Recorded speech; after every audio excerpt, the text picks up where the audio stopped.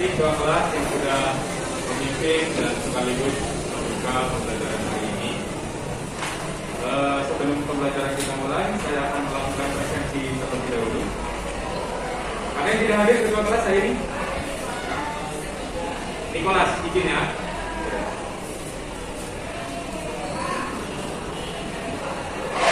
Oke, ya. Jadi materi hari ini sebelum kita lanjutkan pada pembelajaran hari ini, mungkin ada yang bisa mengingat pembelajaran minggu lalu kita sudah mempelajari materi apa? Sebelumnya kita sudah mempelajari kriteria agama Buddha agar dapat diakui dan menjadi agama yang sah untuk dianut oleh warga negara Indonesia, yang diantaranya berketuhanan yang Maha Esa, meyakini Tridharma, Tilaksana, Satari Arya Sasana, Paticca Samuppada, hukum karma punarbawa, nirvana, dan bodhisattva. Baiklah, Evelyn Sandra, terima kasih yang sudah mengingat materi pembelajaran minggu lalu.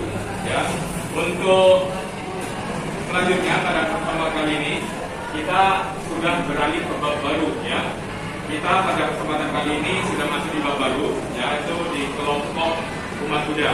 Nah, kelompok umat Buddha itu kan ada dua, Garawasa dan juga Pabagita. Nah, tapi pada kesempatan kali ini, pada pertemuan kali ini, yang ingin fokus kita bahas adalah berkaitan dengan umat Buddha atau kelompok umat Buddha Garawasa. Ya, adapun yang menjadi tujuan pembelajaran dalam materi Garawasa itu, yang pertama menguraikan definisi dan ruang lingkup Garawasa secara terperinci, menguraikan syarat dan kewajiban yang harus dijalankan oleh upasaka-upasika, serta menganalisis syarat terjadinya pelanggaran sila yang dijalankan oleh upasaka dan upasika. Nah, untuk itu dalam cakupan materi kita hari ini yang berkaitan dengan Garawasa, nanti semua siswa, ya, ini karena berkaitan dengan kelompok umat Buddha, makanya juga sekaligus ini sudah saya bentuk juga kalian ini yang di meja kalian ini sudah termasuk dalam satu kelompoknya. Ya, jadi dalam kelompok nanti kita akan sama-sama berdiskusi. Nanti akan ada tugas ya, yang sama-sama harus kalian diskusikan. Di situ sudah ada LKPD juga, ya, yang saya siapkan untuk sama-sama kalian diskusikan sebagai bahan diskusi. Dan di akhir nanti kalian sama-sama mempresentasikan hasil diskusi kalian. Ya, jadi kesemuanya itu bisa dibilang kalian itu kan sudah saya bagi sedemikian rupa. Ya, jadi jangan takut nanti saya bekerja sendirian, saya tidak menyumbang apa dan lain sebagainya. Tapi kita semua harus bisa bekerja sama. Dan juga saya juga nanti pastinya juga akan memberikan stimulus juga untuk kalian. Pokoknya supaya apapun yang kalian diskusikan di situ bisa tercapai semuanya. Ya. Kemudian biasanya itu kan dalam diskusi ada kadang di dalam diskusi itu orang ada yang dominan dalam pendapatnya, tetapi ada kalanya kita juga harus mendengarkan pendapat dari orang lain. Ya, jangan menganggap bahwa dirinya itu yang paling pintar, yang lain jadinya dikesampingkan ya pendapatnya. Itu jangan seperti itu. Ya, kita harus bisa sama-sama menghargai pendapat orang lain. Syukur semua pendapat itu dapat terakomodir semua dalam nanti laporan kalian di dalam mempresentasikan hasil diskusi kalian. Ya. Jadi saya harapkan semuanya dapat bekerja sama. Apapun yang nanti menjadi hambatan atau kesulitan dalam diskusi boleh ditanyakan ke saya. Ya. Kemudian juga bisa kalian gunakan gadget kalian, smartphone kalian untuk mencari beberapa bahan yang mungkin bisa dijadikan sebagai referensi untuk menemukan atau memecahkan permasalahan yang ada di LKPD yang sudah saya siapkan itu. Ya. Kemudian untuk mengawali ya pembelajaran hari ini, saya akan sedikit menyampaikan materi diskusi, ya, materi singkat tentang Garawasa, ya. Karena ini berhubung kita juga tidak mendapatkan fokus, itu sudah saya print out-kan materi kita yang akan bisa dibilang menjadi pengantar untuk pembelajaran kita hari ini berkaitan dengan Garawasa, ya. Berkaitan dengan Garawasa, ya, atau kelompok perumah tangga. Jadi termasuk diri kita ini, saya, kalian semua ini adalah termasuk kelompok Garawasa yang seperti akan kita bahas hari ini. Ya, jadi Garawasa ini bisa dibilang adalah salah satu kelompok umat Buddha yang mempunyai yang menjadi pilihan terbesar lah umat Buddha pada umumnya. Ya, kelompok umat Buddha Garawasa itu orang yang identiknya masih masih hidup dalam kehidupan duniawi. Artinya kita masih bisa menikah, kemudian membina keluarga, ya, bekerja, supaya bisa mendapatkan rezeki atau nafkah itu tadi, itu semuanya kita lakukan sebagai umat garawasa. Ya, berbeda dengan satunya itu adalah pabajita. Kalau pabajita kan seperti para biku, ya. Kalau para biku kan sudah tidak lagi hidup berkeluarga, ya, tidak lagi akan menikah, mempunyai anak, bekerja yang terlalu berat hingga akhirnya lupa pada hal yang menyebabkan tugas utamanya untuk masyarakat Sintara itu terlupakan, ya. Jadi itu yang membedakan. Jadi termasuk diri kita ini yang hari ini, ya, sama-sama belajar di sekolah ini termasuk kelompok garawasa. Ya, saya tekankan lagi bahwasanya garawasa adalah kelompok umat Buddha yang menjadi pilihan terbesar umat Buddha pada umumnya. Ya, maka dari itu tentunya ya ada tujuan-tujuan sebagai umat Buddha. Ya, kalau garawasa tujuan umat Buddhanya apa? Menjalankan 5 sila, ya. Menjalankan 5 sila.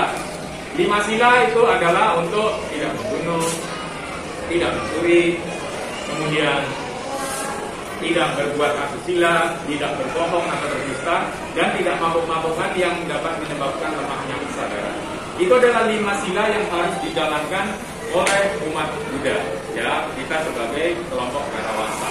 Nah, terkait dengan tujuan sebagai suksesnya orang menjadi umat Buddha garawasa, itu biasanya orang itu bercita-cita untuk bisa hidup bahagia, ya. Tetapi hidup bahagia yang tadi saya katakan, bahagia sejahtera, itu haruslah ditempuh dengan cara-cara yang benar, ya. Dalam artian biasanya kan identiknya dengan kebahagiaan pastinya adalah dengan kekayaan. Sang Buddha tidak melarang umatnya itu hidup kaya, itu tidak. Tetapi yang perlu ditekankan adalah bagaimana si umat Buddha garawasa ini memperoleh kekayaan tadi, itu haruslah dengan cara yang benar. Ya, cara yang benar itu cara yang seperti apa? Cara yang benar adalah ketika si umat Buddha ini mencari nafkah atau mencari rezeki ini tidak mengorbankan atau menyakiti makhluk lain. Ya, kan ada beberapa itu mata pencaharian yang bisa menyebabkan makhluk lain itu menderita. Ya, misalnya berjualan makhluk hidup, ya, menyiksa bahkan sampai dibunuhnya untuk dijadikan sebagai bahan jualan. Itu kan namanya sudah merugikan makhluk lain. Artinya dalam makhluk yang kita jual itu tadi, anggaplah ayam seperti itu kan harus dibunuh misalnya begitu. Ya. Baiklah, mungkin itu saja materi pengantar dari saya, ya, untuk sebagai juga stimulus sebagai kalian untuk mengarahkan pada materi pembelajaran hari ini. Mungkin dari materi sudah yang saya sampaikan ada yang ingin memperdalam atau ingin bertanya? Oke, Aileen. Jika semua umat Buddha wajib menjalankan Pancasila Buddhis dan apa konsekuensinya jika tidak menjalankan Pancasila Buddhis dengan baik? Oke, terima kasih Aileen yang sudah mencoba memperdalam materi yang sudah saya sampaikan. Bertanya, apakah Pancasila itu wajib dijalankan oleh umat Buddha dan apa konsekuensinya jika kita itu sebagai umat Buddha garawasa tidak menjalankan Pancasila dengan baik? Oke, ya. Jadi seperti yang saya katakan tadi, ketika kita sudah memilih menjadi umat Buddha garawasa, kita mempunyai tanggung jawab untuk menjalankan 5 sila. Jadi saya katakan itu adalah 5 sila yang wajib dijalankan oleh umat Buddha. Nah, apa konsekuensinya jika sila dari 5 sila itu kita jalankan itu setengah-setengah atau mungkin sering dilanggarnya? Ya, maka di situ akan terjawab, ya, dapat saya katakan nanti akan memberikan dampak negatif sesuai dengan sila yang dilanggar. Misalnya, dari 5 sila yang sering dilanggar adalah sering membunuh. Ya, membunuh kan tidak cuma membunuh manusia, ya kan? Membunuh hewan itu yang biasanya juga susah dihindari. Misalnya nyamuk, ya kan, nempel di tangan langsung pukul langsung mati. Ya kan, itu termasuk sudah menjadi banyak kebiasaan banyak orang itu. Ya, kalau orang yang suka dengan kebenaran atau kebiasaan seperti itu, biasanya ya kalau di umat kita mengatakan orang yang sering membunuh itu dampaknya atau karma buruknya adalah berumur pendek. Kemudian muncul lagi pertanyaan, Pak, ada kawan saya itu suka membunuh tetapi umurnya panjang-panjang juga itu sampai tua.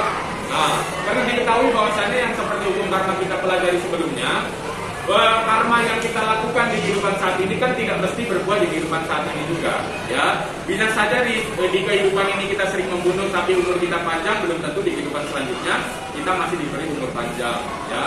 Jadi pokoknya adalah sila yang apa yang dilanggar biasanya ada konsekuensinya masing-masing atau ada karma buruknya masing-masing. Seperti contohnya lagi, misalnya sila keempat, sila yang untuk bertekad melatih diri menghindari untuk tidak berbohong ya. Kalian sering berbohong. Mungkin karena buruknya bisa jadi kamu itu tidak lagi dipercaya sama orang lain, atau bahkan terburuknya bisa dijauhi oleh teman-temanmu, teman dekatmu, semuanya orang itu nanti tidak percaya sama kamu karena sering berbohong. Itu juga termasuk karma buruknya. Ya, jadi saya simpulkan bahwasanya kalau kita melanggar Pancasila Buddhis, tentu akan ada dampak buruk atau karma buruk yang akan mengikutinya. Ya, akan mengikutinya sesuai dengan sila yang dilanggar. Ya, jadi itu ya, Ivy. Oke. Jadi untuk selanjutnya, ya, seperti yang saya katakan di awal tadi, kita akan sama-sama berkelompok, ya, kaitannya dengan materi kenegarawasan. Kita sama-sama akan berdiskusi tentang permasalahan-permasalahan yang kerap kali dialami atau biasanya ada di kehidupan kita. Ya, ada kehidupan kita. Di sini kita sudah ada LKPD, ya. Ada 4 permasalahan, ada 3 lah ya, 3 ini, yang 1 simpulan. Ya, masing-masing sudah ada ya LKPD-nya ya. Yang pertama itu adalah permasalahan tentang umat Buddha KTP. Ya, umat Buddha yang nggak punya KTP kah? Bukan. Tetapi umat Buddha yang KTP-nya Buddha tetapi tidak menjalankan ajaran-ajaran yang sebenarnya harus dijalankan oleh umat Buddha pada umumnya. Ya, tidak pernah melihara, mungkin tingkah lakunya juga tidak mencerminkan apa yang diajarkan Sang Buddha, itulah umat Buddha KTP. Nah, bagaimana pandangan kalian tentang umat Buddha KTP ini? Kemudian, yang kedua adalah permasalahannya umat Buddha yang hanya datang melihara pada saat hari raya saja, ya, yang rame-rame saja dia datang ke wiharanya. Tetapi kalau di acara seperti biasa, maksudnya kebaktian biasa, nggak pernah datang itu ke wihara. Nah, bagaimana pandangan kalian tentang ini? Kalian nanti diskusikan. Kemudian yang terakhir, itu mengenai faktor-faktor apa saja yang bisa membuat seseorang atau yang berumat Buddha ini berpindah agama. Ini kan biasanya sering kan terjadi. Mungkin kalian bisa amati di lingkungan sekitarmu tentang orang-orang yang seperti ini tadi. Kalian diskusikan apa saja faktornya, penyebabnya umat Buddha ini bisa pindah agama. Ya. Kemudian yang terakhir, kalian sama-sama simpulkanlah tentang apa yang sudah kalian diskusikan tentang materi Garawasa. Ya. Jadi itu adalah tentang tugas kalian. Untuk kelompoknya seperti yang sudah ada di kelompok meja kalian. Baiklah, itu tadi untuk tugas kelompok kalian ya. Untuk menstimulus ya jalannya diskusi kalian, saya ada 1 pertanyaan ini yang saya harapkan bisa kalian jawab. Itu sebenarnya ada juga di pembelajaran sebelumnya ya. Ini adalah berkaitan dengan nanti akan saya tunjuk aja langsung ya. Apa saja suatu syarat perbuatan dikatakan telah melanggar Pancasila? Uraikan dari masing-masing sila ya. 1 nanti Mansika, 2 Leora, 3 Esi, 4 Clarissa, 5 si Jennifer ya. Coba pelanggaran sila itu dari masing-masing sila, apa yang dikatakan itu sudah melanggar sila 1, sila 2, sila 3 dan seterusnya ya. Oke, yang pertama Mansika. Syarat-syarat terjadinya pelanggaran pembunuhan makhluk hidup. Adanya makhluk hidup, mengetahui makhluk itu makhluk hidup. C. Ada kehendak dalam diri kita untuk melakukan pembunuhan. D. Ada usaha untuk melakukan pembunuhan. E. Makhluk itu mati terbunuh. Syarat-syarat terjadinya pelanggaran pencurian. Sila kedua. A. Adanya barang milik orang lain. D. Tahu bahwa barang itu milik orang lain. C. Adanya kehendak untuk mencuri. D. Melakukan usaha pencurian. E. Terjadi perpindahan barang sebagai akibat pencurian. Syarat-syarat terjadinya pelanggaran perbuatan asusila. Sila ketiga. A. Adanya objek yang tidak pantas. B. Ada kehendak untuk melakukan perbuatan asusila. C. Ada usaha untuk melakukan perbuatan asusila. D. Berhasil melakukan perbuatan asusila. Syarat-syarat terjadinya pelanggaran ucapan yang tidak benar. Sila keempat. A. Ada hal yang tidak benar. D. Ada hal kehendak untuk mengatakan yang tidak benar. C. Ada usaha mengucapkannya. D. Mengucapkan kedustaan dan ada orang lain mendengarnya. Syarat-syarat terjadinya pelanggaran sila kelima. A. Menyadari bahwa ada makanan atau minuman yang dapat melemahkan kewaspadaan. D. Ada kehendak untuk memakan atau meminumnya. C. Ada usaha untuk memakan atau meminumnya. D. Telah memakan dan meminumnya. Terima kasih yang sudah menyebutkan ya 5 syarat terjadinya pelanggaran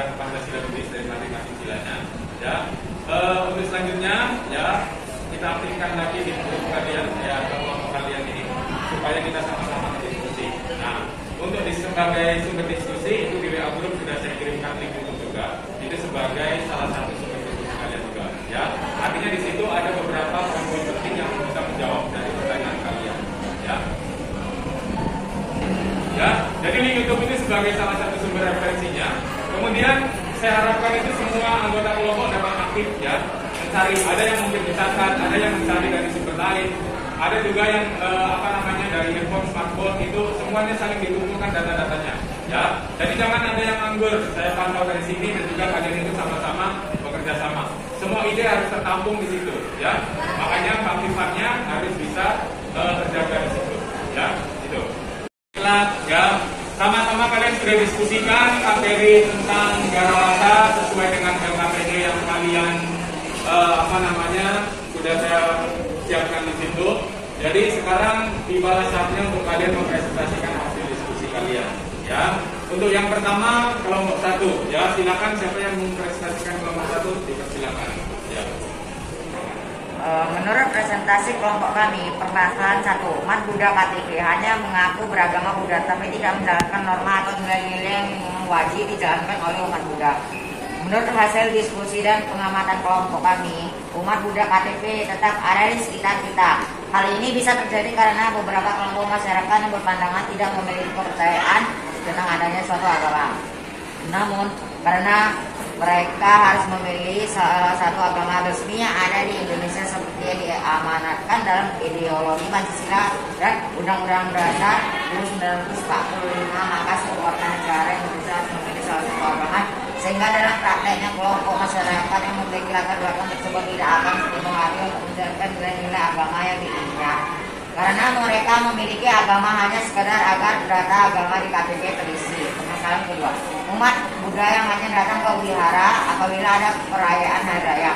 Menurut hasil diskusi dan pengamatan kelompok kami, beberapa hal yang menjadi penyebab umat Buddha jarang datang ke wihara adalah karena kesibukan pekerjaan atau ketiadaan waktu yang cocok antara jam kerja umat dengan jadwal kegiatan di wihara. Faktor kelelahan karena kesibukan bekerja atau aktivitas rutin yang dijalankan setiap harinya, serta jarak antara wihara dengan rumah atau tempat tinggal umat Buddha menjadi beberapa alasan yang menjadi pemicu umat Buddha jarang datang ke wihara. Sehingga dari beberapa permasalahan tersebut, peran tokoh agama dalam memberikan bimbingan spiritual dan pelayanan kepada masyarakat Buddhis memiliki peran yang cukup penting dalam menyeimbangkan kebutuhan batin dan jasmani bagi seluruh umat Buddha. Agar semua umat Buddha dapat tumbuh kesadaran dan kebijaksanaan bahwa dan kebahagiaan dunianya harus diimbangi dengan kebahagiaan batin yang bisa didapat melalui kegiatan di wihara. Permasalahan ketiga, faktor yang mendasari pemindahan keyakinan umat Buddha. Menurut hasil diskusi kelompok kami, faktor yang mendasari pemindahan keyakinan umat Buddha adalah karena kurangnya keyakinan yang mengakar dalam diri setiap umat Buddha. Kemudian terbawa pergaulan dan komunikasi mayoritas yang ada di masyarakat memiliki pasangan berbeda agama yang berujung perpindahan agama karena mengikuti keyakinan pasangan saat menikah. Beberapa permasalahan tersebut tentu dapat diminimalisir dengan beberapa cara, antara lain mengoptimalkan peran guru agama Buddha yang memberikan pembelajaran agama Buddha sejak SD, SMA, sehingga penanaman keyakinan akan mengakar kuat dan menumbuhkan kesadaran kebijaksanaan bahwa betapa berharganya agama Buddha untuk ditinggalkan. Kesimpulan tentang Garawasa. Yang dapat kami simpulkan tentang Garawasa adalah bahwa umat Buddha dikelompokkan menjadi dua, yaitu Pabajita, yakni para biku-bikuni, Samanera, Samaneri. Garawasa, yakni umat awan, upasaka, upasita, dan Pabajita. Setiap individu yang berkeyakinan agama Buddha diberikan kebebasan untuk memilih dalam kehidupan sebagai Pabajita atau Garawasa. Ketika pemilihan sudah dilakukan, maka jalannya kewajiban sebagai masyarakat Buddhis yang berpegang teguh pada ajaran Buddha. Itu bahagia dan sejahtera merupakan tujuan hidup semua orang. Namun dalam agama Buddha menekankan agar dalam meraih tujuan tersebut menggunakan cara hidup yang benar dan tidak ada satu makhluk pun yang dirugikan dari segala aktivitas yang kita lakukan untuk memperoleh tujuan tersebut. Terima kasih kelompok 1 yang sudah mempresentasikan hasil diskusi kalian. Saya rasa cukup lengkap juga ya mengenai apa yang sudah disajikan untuk didiskusikan dalam kelompok kalian masing-masing. Oke, untuk selanjutnya lanjut kelompok 2 ya, silakan mempresentasikan hasil diskusi kalian. hasil diskusi kelompok kami. Permasalahan 1. Umat Buddha KTP hanya mengaku beragama Buddha tetapi tidak menjalankan norma atau nilai-nilai yang wajib dijalankan oleh umat Buddha. Menurut hasil diskusi kelompok kami, permasalahan umat Buddha identitas adalah karena latar belakang dan cara seseorang dalam memilih agama Buddha. Artinya seseorang dalam memilih agama Buddha karena sejak kecil mengikuti agama orang tuanya atau yang menjadi keyakinan keluarganya, tapi tidak diimbangi dengan pendidikan dan pembelajaran ilmu agama sejak kecil sebagaimana ia beragama. Sehingga ketika beranjak dewasa, agama tidak dijadikan sebagai pedoman hidup sebagaimana orang-orang membutuhkan satu agama pada umumnya, dan kondisi tersebut semakin diperparah dengan kondisi lingkungan yang bertolak belakang dengan nilai-nilai agama. Maka akan semakin menjauhkan setiap orang dari kehidupan beragama. Sebagai contoh, masyarakat yang sebagian besar bermata pencaharian sebagai nelayan akan merasa bertolak belakang dengan ajaran Buddha, yang dimana dalam salah satu kewajiban umat Buddha menghindari pembunuhan makhluk hidup. Permasalahan 2. Umat Buddha yang hanya datang ke wihara apabila ada perayaan hari raya. Menurut hasil diskusi kelompok kami, alasan umat Buddha jarang datang ke wihara antara lain kurangnya keyakinan dalam kehidupan beragama, kurangnya pemahaman tentang manfaat melakukan puja bakti di wihara, dan kondisi tersebut dipersulit ketika dihadapkan dengan kesibukan pekerjaan atau aktivitas hidup sehari-hari yang membuat umat Buddha semakin terlupakan untuk menyempatkan waktu melakukan ibadah di wihara. Umat Buddha belum mampu berpikir bijaksana bahwa tujuan hidup untuk mendapatkan kebahagiaan hendaklah dapat seimbang antara kebahagiaan batin dan jasmani, bukan hanya mengejar kebahagiaan jasmani semata. Permasalahan 3. Faktor yang mendasari perpindahan keyakinan umat Buddha. Menurut hasil diskusi kelompok kami, perpindahan keyakinan dari umat Buddha beralih agama ke agama lain disebabkan beberapa faktor, diantaranya merasa tidak cocok dengan praktek hidup agama yang dianutnya, merasa asing atau minder karena hidup sebagai penganut agama minoritas, berpindah agama karena dukungan dari orang lain, dan akan memperoleh sesuatu jika mau berpindah agama. Berpindah agama karena mengikuti cara pasangan hidup atau menikah dengan pasangan yang berbeda agama. Dari permasalahan itulah hendaknya ada kepedulian dari muda-mudi atau tokoh agama yang bisa mengaktifkan kegiatan muda-mudi Buddhis di vihara yang menjadi akses pertemuan komunitas Buddhis dan tidak menutup kemungkinan bisa menemukan jodoh sehingga tidak perlu menjadi jodoh di luar keyakinan Buddhis. Simpulan tentang garawasa. Kehidupan sebagai garawasa atau umat berumah tangga merupakan kehidupan yang dipilih sebagian umat Buddha. Kehidupan sebagai garawasa bertujuan mewujudkan Buddha yang bahagia, sejahtera, hidaya, sukhaya. Dalam bingkai keyakinan terhadap Buddha Dhamma, karena itu dalam rangka mewujudkan tujuan bahagia dan sejahtera tersebut, umat Buddha wajib berpegang teguh kepada ajaran Buddha, terutama ajaran yang berkaitan dengan kehidupan berumah tangga. Dalam Anguttara Nikaya IP 281 disebutkan 4 dhamma yang sangat bermanfaat bagi berumah tangga, yaitu 1. Rajin dan bersemangat dalam bekerja atau mencari nafkah. 2. Berhati-hati dan waspada menjaga harta yang telah diperolehnya. 3. Memiliki sahabat-sahabat yang baik. Dan 4. Menempuh hidup sesuai dengan penghasilan tidak dikit dan tidak terlalu boros. Terima kasih kelompok 1 dan kelompok 2 yang saya rasa sudah menjelaskan, menyampaikan hasil diskusi kalian dengan begitu lengkapnya terkait dengan permasalahan-permasalahan yang sudah saya sajikan dalam dokumento ini. Ya, namun untuk memperkuat apa yang sudah kalian diskusikan tadi, ya perlu saya sampaikan mungkin sebagai simpulan atau sebagai pemecahan permasalahan pada pembelajaran hari ini. Yang pertama adalah mengenai umat Buddha KTP, ya, atau dia itu beragama Buddha, tetapi hanya KTP saja. Dia tidak benar-benar menjalankan ajaran Buddha atau bahkan beribadah di wihara, itu bahkan tidak sama sekali. Ya, mengenai hal itu tentu saja seperti yang sudah disampaikan dari masing-masing kelompok tadi sudah saya dengar, ya, itu banyak sekali alasan-alasan. Ya, saya rasa semua alasan yang tadi sudah disebutkan itu semuanya masuk akal. Nah, tapi terkait dengan hal itu pemecahannya yang utama, ya, bahwasanya umat Buddha KTP itu kan ada di berbagai pelosok, ya, ada di berbagai wilayah pasti ada, ya. Nah, kaitannya dengan itu, maka sebenarnya kita harus sadari, terutama kita semua yang hadir di sini, kita janganlah sampai meniru hal demikian, ya. Kalau kita sudah memeluk agama Buddha, maka yakinilah ajarannya, pelajari ajarannya, dan praktekkan dalam kehidupan sehari-hari. Saya yakin, ya, yakin dan percaya bahwasanya ajaran yang kita praktekkan dalam kehidupan sehari-hari dengan baik itu pasti akan mendatangkan banyak sekali manfaat dalam kehidupan kita. Ya, kita mungkin tidak bisa menikmati hasil dari apa yang kita praktekkan yang sesuai dengan ajaran Buddha itu secara langsung. Tetapi dalam kehidupan atau dalam masa yang akan datang, seperti yang kita sudah pelajari dalam buku karma, ketika karma baik yang kita lakukan itu sudah masak atau waktunya berbuah atau waktunya panen, itu pasti akan hadir dalam kehidupan kita. Memang ya, yang namanya panen karma baik itu kita tidak bisa prediksikan kapan akan berbuah, kemudian dalam bentuk apa buahnya, kita tidak bisa pastikan. Tapi yakinlah dan percaya bahwa semua kebaikan yang kita lakukan dalam kehidupan sehari-hari sesuai dengan ajaran Buddha sebagai pedoman hidup, ya, seperti yang saya katakan tadi, maka sebenarnya kita sudah banyak sekali mendapatkan manfaat, ya, manfaat untuk diri kita, syukur kita bisa memberikan manfaat juga untuk orang lain. Pokoknya adalah berawal dari perbuatan baik satu dari kita untuk orang lain pun juga akan merasakan kebahagiaan yang kita berikan. Ya, itu. Kemudian permasalahan yang kedua mengenai umat Buddha yang hanya datang ke wihara pada saat hari raya saja, dan itu pasti ada di sekitar kita juga.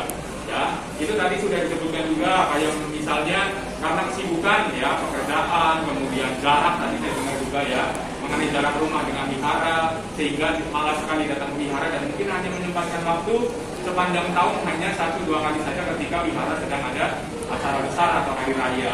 Ya, mengenai hal ini, ya, kita harus sadari kita sebagai siswa agama Buddha itu syukur, ya, kita itu bisa menularkan hal yang baik, misalnya itu ternyata ada pada salah satu dari anggota keluarga kita, misalnya ya ayah kita yang sibuk kali bekerjanya, bahkan berangkat matahari sebelum terbit, pulang matahari sudah terbenam, makanya sudah tidak ada waktu lagi, ya. Tapi paling tidak itu tadi, misalnya kita sebagai siswa kan sudah mempelajari banyak ajaran Buddha di sekolah, di wihara, mungkin kalian mempunyai waktu lebih daripada orang tua kalian yang sibuk tadi, ya.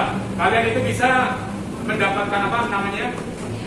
Pengetahuan itu kan dari guru agama, ya, guru agama Buddha atau pandita di wihara. Itu kalian bisa sharingkan bersama orang tua, misalnya di rumah itu oke lah, sajikan ada altar di rumah begitu. Kalian bisa memprakarsai untuk ada kegiatan doa bersama di rumah misalnya begitu. Itu alangkah lebih bagusnya lagi, ya. Kita sebagai umat Buddha yang garawasa ini tadi tahu akan manfaatnya, ya, membaca parita, membaca doa itu tadi, kita bisa tularkan untuk orang-orang terdekat kita dulu, ya. Paling tidak itu. Maka di lain sisi juga, misalnya kan hari sibuk, hari bekerja itu kan hari Minggu mungkin ada libur, itu disempatkan juga untuk mengajak mereka ke wihara. Ketika kalian sudah memprakarsai atau mengajak orang lain untuk berbuat baik, maka kebaikan juga akan datang pada kalian, ya kan. Tidak terkecuali kalian ketika mengajak orang tua, teman, atau orang-orang yang ada di sekitar kalian. Intinya dalam perbuatan baik satu itu bisa menularkan. Itu seperti nyala lilin kan. Apinya meskipun hanya satu di lilin itu tapi bisa menyalakan lilin-lilin yang lain. Ya. Kemudian yang ketiga, ya, itu adalah berkaitan dengan faktor-faktor apa saja yang menyebabkan umat Buddha itu bisa berpindah agama. Ya. Ini tentu juga ada di sekitar kita juga. Tadi sudah disebutkan juga kalau nggak di kelompok 1, kelompok 2 itu mengenai pernikahan yang beda pasangan. Nah, kaitannya dengan itu makanya perlu saya tekankan kepada kalian, ya. Kita yang sudah mempelajari ajaran Buddha seperti ini, kita harus timbul keyakinan di dalam diri, ya. Ketika timbul dewasa nanti, kita mungkin kan bisa lihat dengan sekarang ini orang yang berpindah agama karena menikah. Syukur ya kalian yang sudah terpatri kuat keyakinan agama Buddha itu dalam diri kalian. Kalian bisa mencari jodoh itu yang sesama agama Buddha. Pak, tapi agama Buddha itu sedikit. Saya untuk mencari pasangan itu pilihannya sedikit begitu kan. Tapi perlu diketahui bahwasanya mencari pasangan kan sebenarnya cuma satu aja kan. Satu untuk selamanya, seumur hidup, ya kan. Makanya jangan ngapain begitu banyaknya, tetapi ternyata kita pun cuma pilihannya kan cuma satu aja, ya kan. Artinya apa? Sebenarnya kalian itu bisa ketika kalian aktif, ya, mungkin di wihara, mungkin di komunitas Buddhis yang lainnya, kalian aktif di acara-acara tertentu, pasti kalian bisa bertemu dengan Buddha-Mudi yang ada di wihara, atau mungkin ada kegiatan wihara yang mempertemukan dengan umat Buddha di berbagai kota. Nah, di situ kalian juga bisa dapatkan calon jodoh ketika kamu dewasa nanti. Tapi yang terpenting makanya yang perlu saya sampaikan adalah mengenai keyakinan kepada Buddha Dhamma ini harus terpatri kuat di dalam diri kita. Pak, tapi kalau nanti misalnya saya itu mempunyai pacar yang lain agama, tetapi saya bisa menariknya, itu bagus sih. ya kan bagus. Yang penting komitmen itu bisa terjaga. Dalam artian gini, kalau kita bisa mencari jodoh dari agama lain, misalnya agama lain bisa masuk ke agama kita, itu kan di atas dasari dengan keyakinan berbeda. Meskipun dia sudah beragama Buddha sama kita, tetapi kan dasarnya bukan agama Buddha. Berarti komitmen kalian apa? Harus bisa mengajarkan pasangan kalian tentang ajaran Buddha, bagaimana berdoanya, bagaimana mempraktekkan ajaran Buddha sebagai pedoman hidupnya, itu harus kalian jaga. Kalau tidak, maka juga akan menjadi bumerang untuk kalian semua. Ya, makanya penting untuk diri kalian mengenai itu, makanya kalian harus yakin dan percaya dengan ajaran Buddha sebagai pedoman hidup. Jangan cuma dipelajari saja, nilai 100 agama Buddha di SMP, SMA, ya, tapi ternyata kalian itu nanti ketika dewasa lari dari agama Buddha, berarti kalian keyakinannya belum sekuat nilai kalian yang 100 dalam ujian. Ya, semoga kalian bisa sampai tua nanti bisa bertahan di agama Buddha. Terlahir agama Buddha, meninggal pun kita masih beragama Buddha. Ya, oke. Jadi yang terakhir yang menjadi simpulan tadi, ya, kita harus tekankan bahwasanya kita ini kan sudah memilih menjadi umat Buddha Garawasa. Kita harus bisa menjalankan kewajiban. Yang pertama adalah menjalankan 5 sila. Ya, 5 sila ini harus dijalankan dalam kehidupan sehari-hari. Kalau biku biasanya datang ke wihara, biasanya kan menyampaikan. Kalau umat Buddha bisa menjalankan 5 sila ini dengan baik, tidak cacat, sering dilanggar itu 5 sila tadi, itu sekurang-kurangnya di kehidupan selanjutnya setelah kita meninggal, itu kita masih bisa terlahir sebagai manusia lagi. Dan yang paling mungkin adalah kita bisa terlahir di alam dewa, di atas alam manusia. Ya, nanti di alam apa? Satu Mahardika, Kamapinsa, Yama, Usika, dan Dimanarati. Ya, di alam dewa itu identiknya adalah dengan kebahagiaan. Artinya kita belum keluar jalur terlalu jauh, ya kan, untuk mencapai tujuan tertinggi di mana. Ya, makanya kalau kita bicara Nibbana dengan kehidupan kita sekarang mungkin sangat jauh masih jauh ya. Sedangkan kita masih memiliki kehidupan rumah tangga yang masih dekat dengan keduniawian. Maka paling tidak cita-cita kita adalah jangan sampai terlahir di alam merja, yaitu dengan cara menjalankan 5 sila dengan baik. Itu sebagai kewajiban. Yang namanya kewajiban harus tetap teguh dijalankan dalam kehidupan sehari-hari. Tidak mudah goyah, tidak mudah dipengaruhi atau tidak mudah digoda oleh batin kita sendiri. Biasanya godaannya apa? Misalnya, nggak apa-apa lah ini berbohong sekali saja kok, kan nggak ketahuan. Nah, biasanya godaan-godaan yang seperti itu muncul itu. Kita biasanya sering mencari pembenaran diri sendiri, ya kan? Nggak apa-apa ini nggak ketahuan, nggak akan berdampak juga lah untuk saya mau nggak ketahuan kok. Nah, jangan seperti itu. Kalau sudah terbiasa seperti itu, maka yang tadinya hanya sekali, besok pun lagi, dan seterusnya pun lagi dilanggarnya. Ya, mungkin itu saja yang jadi simpulan pada pembelajaran hari ini. Ya. Untuk selanjutnya, ada yang berani mengungkapkan pengalaman pembelajaran yang sudah kalian dapatkan hari ini? Ada? Yang mau menyampaikan pengalaman pembelajaran hari ini? Oke lah, Esi ya. Mengikuti serangkaian kegiatan pembelajaran pada hari ini, dapat kita simpulkan bahwa kita semua yang hadir di kelas ini adalah kelompok masyarakat Buddha Garawasa atau umat Buddha berumah tangga, di mana tujuan hidup sebagai besar kelompok ini bertujuan untuk memperoleh kebahagiaan dan kesejahteraan dalam hidup. Namun tetap harus diperhatikan bahwa hidup kita tidak berhenti sampai kita meninggal saja. Tetapi setelah kita meninggal, kehidupan masih terus berlanjut.